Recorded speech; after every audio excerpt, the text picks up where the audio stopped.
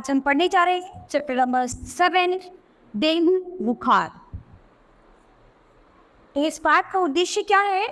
सेहत संभाल, स्वच्छता पर बल, जागरूकता आदि। यानी हमें अपनी सेहत को संभाल कर अपनी स्वच्छता पर बल देना चाहिए और इसके प्रति सबको जागरूक रहना चाहिए।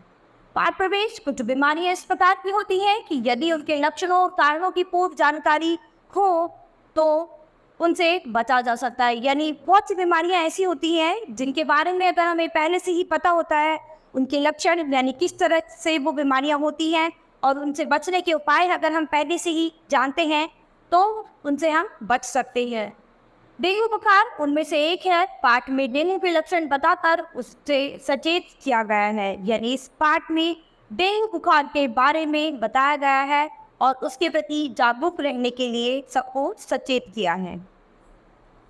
शिरीष आज भी अनुपस्थित है। गौतम ने कहा वह तो एक दिन भी क्लास मिस नहीं करता। गौरी बोली जरूर कोई खास बात होगी वरना शिरीष बोल रहा है ये तो हो नहीं सकता। यानी यहाँ पर एक बच्चा है शिरीष जो आज क्लास में नहीं आया है। तो गौतम ने कहा कि ऐसा तो कभी नहीं हुआ कि इसने क्लास मिस की है। तो गौरी बोलती है कि जरूर आज कोई बहुत खास बात होगी जिसकी वजह से वो स्कूल नहीं आ पाया है। बच्चों में शिरीष की अनुपस्थिति को लेकर उभरी चिंता देखते हुए कक्षा अध्यापिका ने हाजिरी लेने के बाद बताया शिरीष अभी 15-20 दिन तक विद्यालय नहीं आ सकता। 15-20 दिन? ऐसा क्या हुआ मैडम? शिरीष को डेंगू बुखार हो गया है। कल ही उसके पिताजी प्रधानाध्यापिका को छुट्टी के लिए प्रार्थना पत्र देने आए थे। वे मुझसे भी मिले थे। उन्होंने मुझे शिरीष के विषय में जानकारी दी थी। तो यहाँ पर क्या था, वो 15-20 दिन की छुट्टी पर क्यों था? क्योंकि उसको डेंगू बुखार हो गया था और उसके पिताजी जो थे प्रधानाध्यापिका के पास छुट्टी के लिए प्रार्थना पत्र देने आए थे। तो उसकी वजह से उनको ये जानकारी मिली। मैडम डेंगू बुखार क्या होता है? गौतम ने पूछा। डेंगू क्यों होता है? आदित्य ने प्रश्न किया। तो यहाँ पर दो बच्चों ने अलग अलग प्रश्न किए। गौतम ने पूछा कि डेंगू बुखार क्या होता है और आदित्य ने प्रश्न किया कि डेंगू क्यों होता है, किस कारण होता है। तो बातचीत प्रार्थना पत्र क्या होता है और यह देना क्यों जरूरी होता है चर्चा कीजिए हुई। यानी ये आपको पता ही है कि प्रार्थना पत्र क्यों दिया जाता है। यानी अगर आपको कभी भी किसी कारणवश स्कूल से कोई छुट्टी लेनी होती है कुछ है तो उसके लिए एक प्रार्थना पत्र आपको देना पड़ेगा स्कूल। साधारण डेंगू, क्या डेंगू के कई प्रकार हैं? हाँ गौतम, डेंगू के कई प्रकार हैं जिनमें साधारण डेंगू, हेमरेजिक और शॉक सिंड्रोम डेंगू प्रमुख है। यानी जो साधारण डेंगू है इसके अंतर्गत दो डेंगू आते हैं, हेमरेजिक और शॉक सिंड्रोम डेंगू प्रमुख है। मैडम साधारण डेंगू, हेमरेजिक और शॉक सिंड्रोम में क्या अंतर है? अब ये शिरीष से पूछा।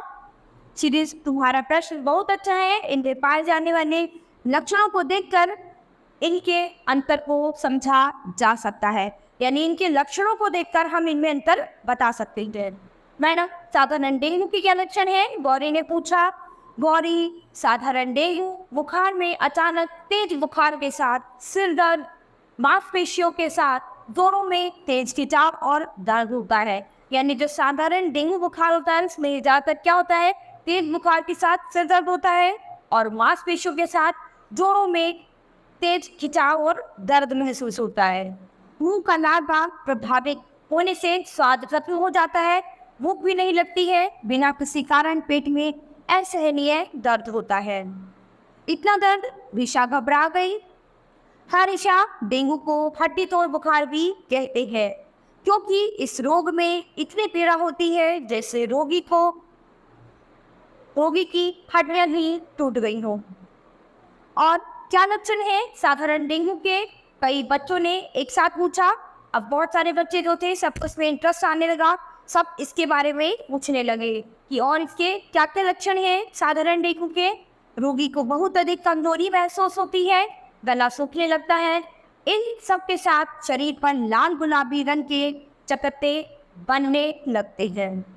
मैडम डेंगू हेमरेजिक बुखार में क्या होता है? अब जो हेमरेजिक बुखार है उसमें क्या होता है उसके लक्षण पूछना चाह रहे हैं बच्चे। डेंगू हेमरेजिक बुखार में नाक, मुंह और दांतों में रक्तस्राव के साथ तेज बुखार हो जाता है। इसमें बुखार 105 डिग्री फ़ारेनहाइट तक पहुंच सकता है, जिसका सीधा प्रभाव मस्तिष्क पर पड़ता है। यानी इसमें जो बुखार है वो 105 डिग्री तक भी पहुंच सकता है और जिसका सीधा प्रभाव हमारे माइंड पर पड़ेगा। इसमें DHS पॉजिटिव जांच के बाद मरीज को प्लेटलेट्स चढ़ाने की ज़रूरत होती है। मैडम, डेंगू शॉक सिंड्रोम के क्या लक्षण है? प्राची ने पूछा। प्राची पूछती है कि जो डेंगू शॉक सिंड्रोम है उसके क्या लक्षण है। प्राची, यह डेंगू की सबसे गंभीर अवस्था है जिसमें तेज कपकपाहट के साथ मरीज को पसीना आता है। इसमें खतरनाक रूप से निम्न रक्तचाप भी हो सकता है, यानी ब्लड प्रेशर लो भी हो सकता है। शॉक सिंड्रोम की स्थिति में आने तक लाल चकत्ते के निशान स्थायी हो जाते हैं, जिनमें खुजली भी होने लग जाती है, यानी लाल लाल कुछ निशान आ जाते हैं बॉडी पर और उनमें थोड़ी खुजली भी होने लगती है। शॉक सिंड्रोम में चिकित्सा की देरी मरीज की जान भी ले सकती है, यानी अगर इस तरह का डेंगू किसी को है और उसमें हमने उसका उपचार कराने में थोड़ी सी भी देरी कर दी या उसको डॉक्टर पे नहीं ले गए तो उसकी जान भी जा सकती है। डेंगू बुखार में तेजी से प्लेटलेट्स का स्तर कम होता है, इसलिए इसमें एस्पिरिन, डिस्प्रिन या क्रोसिन नहीं लेनी चाहिए। यानी इसमें वो प्लेटलेट्स हैं वो कम, हमारी जो प्लेट्स हैं बॉडी में वो कम होती चले जाते हैं, इसीलिए इसमें एस्पिरिन, डिस्प्रिन या क्रोसिन नहीं लेनी चाहिए, क्योंकि ये केवल एक पेन किलर है जो हमें दर्द में काम करती है। डॉक्टर की सलाह से ही दवा का सेवन करना चाहिए। मैडम, डेंगू के मरीज को प्लेटलेट्स भी चढ़ाने पड़ते हैं।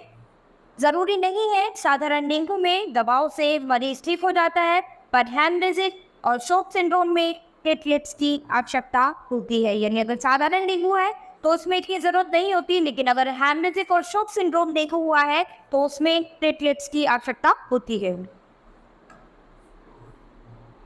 क्या डेंगू के मरीज को खाने पीने में सावधानी बरतनी चाहिए? ऋषि ने पूछा। अपनी शो का नया प्रश्न था कि इस तरह के मरीज को खाने पीने में सावधानी बरतनी चाहिए। हाँ विशु, डेंगू के मरीज को ताजे फलों का रस और तरल पदार्थों का सेवन करना चाहिए। इससे दशा में सुधार लाया जा सकता है। बच्चों, यह एक और बात बता दूं, यदि मादा मच्छर किसी ऐसे व्यक्ति को काट ले जो डेंगू रोग से पीड़ित है तो मच्छर का डेंगू वापस मिल सकता है। सर्वप्रथम यह वायरस मच्छर के पेट में रहने वाली कोशिकाओं में रहता है। लगभग 8 से 10 दिनों में यह वायरस मच्छर की लाल ग्रंथियों को संक्रमित कर देता है। अब मच्छर मानव को काटता है तो इसकी संक्रमित लार जो है मानव को संक्रमित कर सकती है। मैडम, क्या डेंगू को रोकने हेतु वैक्सीन उपलब्ध नहीं है? राघव ने बोला कि अगर हम डेंगू से बचना चाहें तो उसके लिए कोई वैक्सीनेशन नहीं है क्या? तुमने बहुत अच्छा प्रश्न किया है। डेंगू बुखार से बचाव के लिए अभी तक कोई वैक्सीन नहीं आई है। हाँ, वैज्ञानिक इस दिशा में प्रयासरत आवश्यक है, यानी जो वैज्ञानिक हैं वो इस दिशा में अभी कार्य कर रहे हैं, लेकिन अभी तक कोई वैक्सीन नहीं आई। इस खतरनाक बीमारी से बचने के लिए हमें क्या करना चाहिए? राघव ने पूछा कि अब ये बीमारी इतनी खतरनाक है, इससे बचने के लिए हमें क्या करना चाहिए? हमें कुछ सावधानियां बरतनी चाहिए, जैसे ठहरा हुआ साफ पानी मच्छरों को आकर्षित करता है। ठहरे हुए पानी को खुले पात्रों में भरकर नहीं रखना चाहिए, यानी किसी भी बर्तन में खाली पानी को नहीं रखना चाहिए, क्योंकि उस पर मच्छर आने लग जाते हैं। यदि रखना आवश्यक हो तो उसे बदलते रहना चाहिए। यदि पानी स्टोर करना आपके लिए ज़रूरी है तो उस पानी को समय समय पर बदलते रहना चाहिए। पात्र को ढककर रखिए, यह मच्छर दिन में काटता है। इससे बचने के लिए शरीर को पूरी तरह ढकने वाले कपड़े पहनने चाहिए, यानी ये जो मच्छर है ये दिन में काटता है और इससे बचने के लिए शरीर को पूरी तरह ढके हुए कपड़े पहनने चाहिए। मच्छर से बचने के लिए कीटरोधी दवा का छिड़काव किया जा सकता है। बच्चों, शरीर को स्वस्थ रखना हमारी जिम्मेदारी है। हमें स्वास्थ्य के प्रति सजग रहना चाहिए, खान पान के प्रति सतर्क रहें, आसपास का वातावरण स्वच्छ रखें, रोगी से बचने का प्रयास करें और ऐसी जानकारियाँ अपने से जुड़े सभी लोगों में बांटते रहें, क्योंकि ज़रा सी सावधानी से हम डेंगू जैसे गंभीर रोगों से बचाव कर सकते हैं। यानी हमें अपने आप को, अपने आसपास के वातावरण को, अपने जानने वाले लोगों को, सभी को स्वस्थ रखना चाहिए और उसके लिए सफाई बहुत ज़रूरी है। हमें अपने आसपास हमेशा सफाई रखनी चाहिए जिससे किसी तरह की हमें कभी कोई बीमारी ना लगे। तो बच्चों, इस चैप्टर में हमने डेंगू के लक्षण, डेंगू के कारण इनके बारे में पढ़ा है। यानी डेंगू जो है किस तरह से हमारी बॉडी में फैलता है और इसके क्या क्या लक्षण होते हैं। तो ये चैप्टर बच्चों अब हमारे यही खत्म होता है। अब हम अपनी नई क्लास में मिलेंगे अपने नए चैप्टर के साथ।